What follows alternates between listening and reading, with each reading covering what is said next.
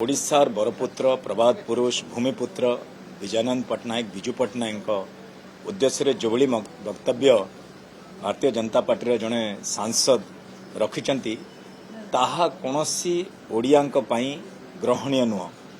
जी देश मातृका पई लड़ाई करिछि, जी स्वाधीनता संग्राम रे झांस देइछि, जी एयरफोर्स माध्यम रे भारत को सुरक्षा देवा पई प्रयास करिछि, काश्मीर ऑपरेशन रे जे शामिल होईची देशभक्तिर गोटे उदाहरण ओडिशार गोटे स्वर होईकी सबु बेले भारतवर्ष रे प्रतिष्ठित ओडिया अस्मिता को प्रतिष्ठित करिया पई जे प्रयास करिची से हेले विजु पट्टनायक विजयानंद पट्टनायक।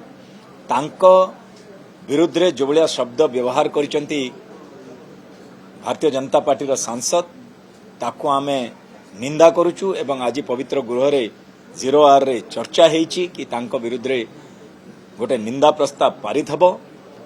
आउ आमे बाचस्पति महोदय को निवेदन करिचु कि ए मोशन को ग्रहण करा जाऊ, गृह रे चर्चा हो कि काहेकि से सांसद एभली उक्ति रखिचंती एटा समस्त ओडिया को कष्ट देइची आउ ताको आमे दृढ़ निंदा करूचु।